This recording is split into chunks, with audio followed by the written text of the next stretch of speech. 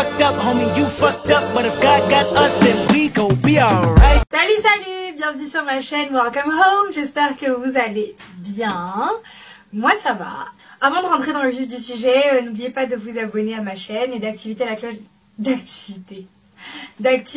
des notifications pour être prévenu dès que je sors une nouvelle vidéo. Je vous ai posé quelques questions sur des préjugés sociétaux, on va dire, des idées reçues que les gens peuvent avoir sur les relations hommes-femmes, sur les relations amicales aussi, enfin bref. Tout un tas de questions que je vous ai posées sur Instagram sous forme de sondage auxquelles vous avez répondu assez en masse, je vais dire, et ça m'a fait plaisir, donc continuez à me répondre quand je fais des sondages, ça fait plaisir et ça permet de faire ce type de vidéo. Première idée reçue, il y a plus d'hypocrisie entre filles qu'entre mecs. L'hypocrisie est l'attitude morale par laquelle on exprime des sentiments, des opinions que l'on n'a pas ou que l'on n'éprouve pas. Et vous estimez visiblement qu'il y a plus d'hypocrisie entre femmes que entre hommes. Je ne suis pas l'INSEE, je ne suis pas statisticienne et je n'ai pas fait d'études sur les personnes pour voir un peu si ce que je pensais était vrai, pour vérifier les statistiques. Donc pour ma part, ce que je vais répondre là, c'est ce qui concerne mon entourage. C'est peut-être pas des vérités générales, ça n'en est sûrement pas d'ailleurs, mais voilà, moi je vais vous répondre avec ce que je sais et ce que j'ai déjà pu observer. Les gens parlent beaucoup d'hypocrisie comme si c'était un phénomène majeur de société et comme si c'était le phénomène de société. Les gens sont omnubilés par l'hypocrisie qu'il y a entre les êtres humains et moi je trouve que c'est déjà de un, c'est dommage de s'attarder sur ça, enfin voilà, on s'en fout au final, mais de deux, il n'y en a pas tant que ça. Il y en a, bien sûr, mais il n'y en a pas tant que ça. Il y a plein de vices qui font le tour de la société, comme il y a aussi plein de vertus, et ça on oublie souvent de le préciser.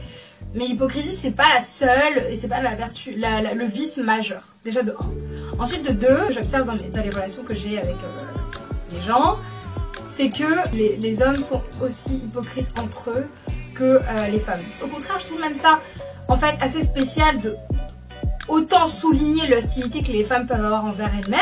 Oui, les femmes elles regardent mal, elles parlent trop mal, elles sont méchantes, machin, elles s'aiment pas, les femmes elles sont toujours en train de se rabaisser, etc. Donc c'est finalement quelque chose qui est assez frontal, donc assez direct, que ce soit gentil ou méchant, c'est assez direct. Et en même temps de souligner l'hypocrisie des femmes entre elles, alors que c'est soit elles sont directes, soit elles le sont pas en fait. Enfin, choisissez votre camp, tu vois. Donc bon. Moi, je sais pas pour les stats, mais je trouve que c'est un peu bizarre en fait que vous avez toujours un truc à dire sur le comportement des femmes. Genre, ça va être fun de faire ça. Les hommes reviennent-ils toujours? Bon, clairement, là, on est sur du 50-50. 47% qui pensent que c'est toujours, que les hommes reviennent toujours. Et 53% de personnes qui pensent que non, que c'est n'importe quoi. Là, c'est pas compliqué, hein. C'est une question de fait, c'est pas une question de je pense. Donc si on reste dans les faits, c'est faux, puisqu'il y a des gens ici qui ont voté n'importe quoi, donc ça veut dire qu'il y a des femmes dont les ex ne sont pas revenus, et qu'il y a des hommes qui ne sont pas retournés vers leur ex. Typiquement, enfin par logique, c'est faux. Les stats à moi sur les relations que j'ai eues, que ce soit les relations de couple, c'est-à-dire avec le label couple, ou que ce soit les relations sans label, du genre vous traînez ensemble, vous savez pas ce que vous êtes, vous faites des bails, vous savez pas ce que vous êtes, enfin bref, vous connaissez, hein. On va rentrer dans le détail, mon père regarde cette vidéo. Ils sont toujours revenus. Je souris parce que pour moi c'est vraiment une stat véridique, genre on est sur du 100%. Hein. La question avec cette statistique, c'est qu'est-ce qu'on en fait? Le problème c'est qu'on a l'impression que vous utilisez ça un peu pour vous rassurer. Du genre ouais mais ils reviennent tous, il reviendra toujours, il va regretter. Et oui, mais il va revenir. Et en gros... c'est pour un peu faire passer le chagrin d'amour, faire passer la pilule un peu plus doucement, tu vois. Et j'ai envie de vous dire, vous l'aurez complètement, genre, je suis pas sûre que ce soit la solution. Parce que le fait qu'ils reviennent toujours, ce qui est visiblement faux, hein, mais personnellement, dans ma vie, le fait qu'ils soient toujours revenus, est-ce que ça veut dire que je suis une fille en or? Je pense pas. Il y a plein de raisons qui peuvent pousser une personne à revenir vers vous. Mais est-ce que ça veut dire que c'est une bonne chose? Je pense pas, parce que il faut souvent se demander si la personne a pesé le pour et le contre et revient pour les bonnes raisons. Autre stat, l'argent ne fait pas le bonheur. Donc 57% de personnes qui ont répondu que si et 43% de personnes qui ont répondu que pas du tout. Je ne vais pas me mouiller. Je ne vais pas me mouiller. Ce que je peux dire, c'est que pour moi, l'indépendance financière, donc l'argent, mais son propre argent, hein, c'est synonyme de liberté. Dans le sens où tu peux faire ce que tu veux. Tu peux décider de partir où tu veux, quand tu veux, prendre tes clics et tes claques, tu ne dépends de personne. Et être libre de prendre ses décisions, je pense que c'est important. Et ça, je pense que c'est quelque chose qui est vraiment corrélatif de l'indépendance financière. Et pour ça, je pense que l'argent participe fortement au bonheur. Maintenant, est-ce que l'argent fait le bonheur? Je suis désolée de vous décevoir, mais c'est une question qui est propre à chacun en fait. Mais je pense que ça y participe beaucoup, surtout dans la société actuelle, dans la société de consommation, je précise. Malheureusement, moi, je vis dans ce type de société et donc, à ce titre, l'argent participe beaucoup au bonheur. Avez-vous la fibre entrepreneuriale? J'ai eu du mal à dire ce mot. Par sûr, 73% de personnes qui estiment de ouf avoir la fibre entrepreneuriale. Pardon, contre 27% de personnes qui estiment salarié vite, je suis connais, voilà, je reçois ma paye et je fais pas chier le peuple. Tout le monde en 2018-2019 a la fibre entrepreneuriale. Tu connais, tout le monde veut créer son entreprise. Tout le monde estime avoir la fibre entrepreneuriale. Après, c'est ma définition des choses, mais pour moi, la fibre entrepreneuriale, c'est pas juste vouloir être son propre patron. Je pense que ça, c'est quelque chose que beaucoup de gens veulent, être leur propre patron. Est-ce que ça veut dire que tout le monde a la fibre entrepreneuriale? Non. Je pense que c'est quand même, c'est l'idée, c'est la volonté, mais c'est aussi la capacité. Est-ce que vous pouvez être votre propre patron aujourd'hui? Pour moi, la fibre entrepreneuriale, c'est la possibilité, c'est en vous, c'est un skill, c'est une compétence que vous avez de pouvoir créer une entreprise, de pouvoir créer un projet, le mettre en œuvre et de le voir et de le faire évoluer.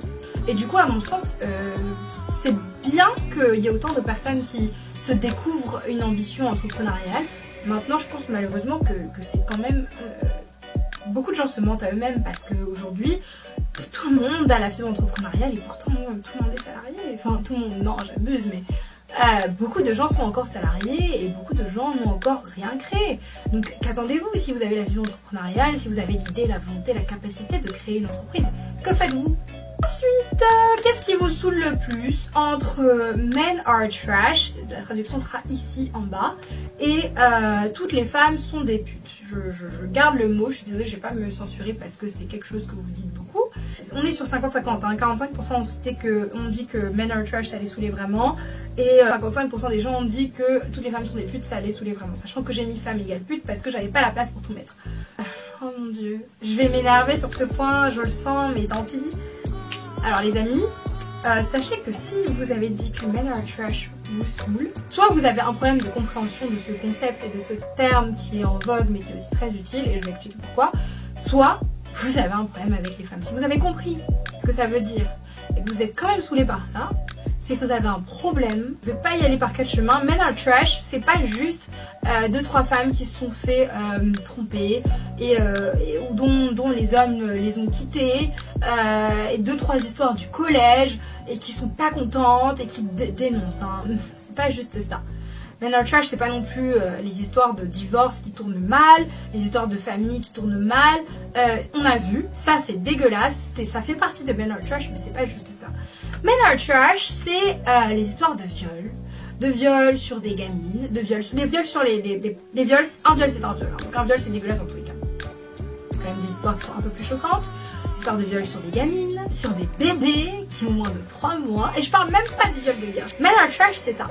Men are trash, c'est aussi les proxénètes qui kidnappent vos petites filles et qui les mettent dans des réseaux de prostitution contre leur volonté. C'est aussi ça, Men are trash. Men are trash, qu'est-ce que c'est encore Men are trash? Men are trash, c'est le sexisme à outrance dans les relations professionnelles. Men are trash, c'est tellement plus que je me suis fait tromper. Donc à ce stade d'ailleurs, même je vais dénoncer aussi toutes les personnes qui sont tous les jours en train d'écrire Men are trash parce qu'elles se sont fait tromper. Parce que franchement, Men are trash pour ça aussi. Je vous assure, je vous retire pas votre souffrance.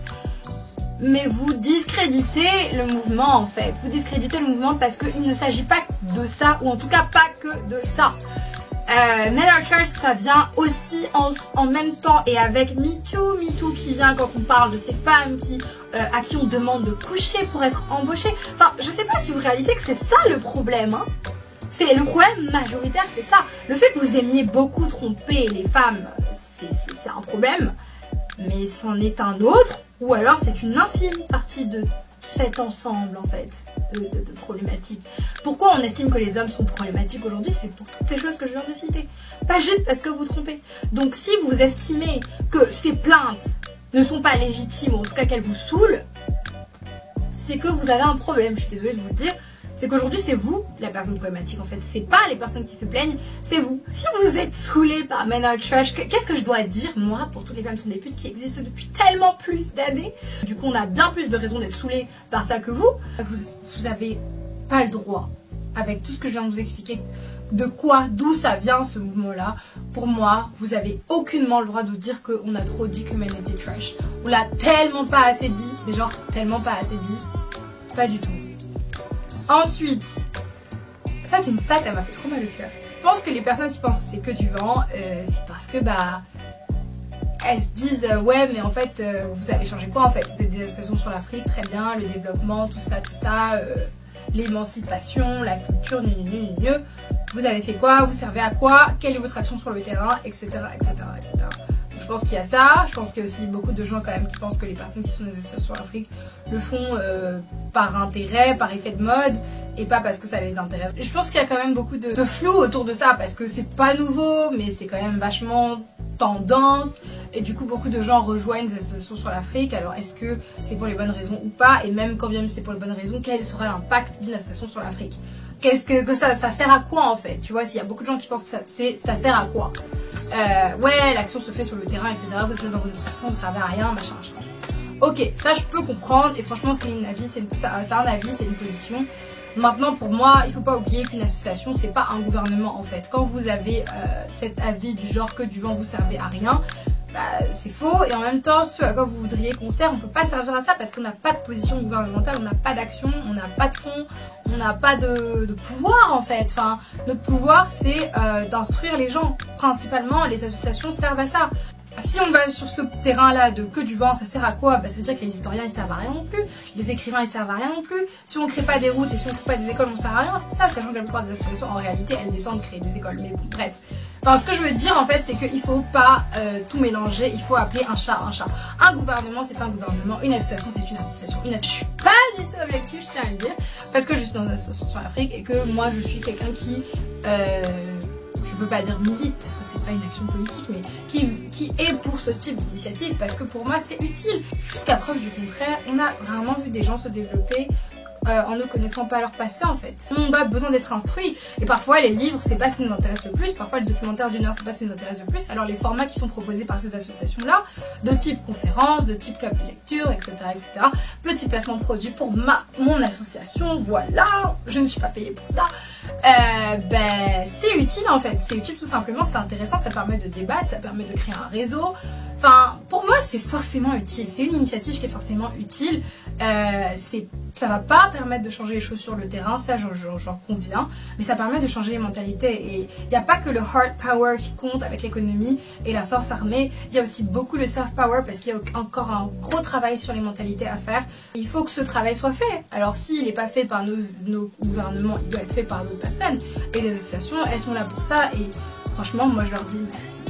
Alors la question sur la Saint-Valentin, est-ce que la Saint-Valentin, le discours type le 14 février c'est nul, j'attends pas cette date pour montrer mon amour, mais pourquoi vous avez besoin de ça, c'est une fête commerciale. Est-ce que c'est un discours de rageux ou est-ce que c'est un discours archi-véridique? Donc j'ai 64% de personnes qui pensent que c'est un discours de rageux et 36% de personnes qui pensent que c'est archi-véridique. Pour moi c'est un peu des deux, mais je vais me ranger du côté de la majorité. Pour moi c'est quand même beaucoup un discours de rageux. Enfin, c'est vrai que c'est une fête commerciale et c'est vrai qu'on n'a pas besoin d'attendre le 14 février pour célébrer notre amour, c'est vrai. Mais maintenant, est-ce qu'on a vraiment besoin de se plaindre alors que la société nous donne une occasion de plus de célébrer cet amour? Je suis désolée, hein, mais si vous ne l'aviez pas encore compris, nous sommes dans une société capitaliste, nous sommes des victimes de la société de consommation. Vous pouvez avoir envie de révolutionner cette partie-là du monde, ce n'est pas mon cas.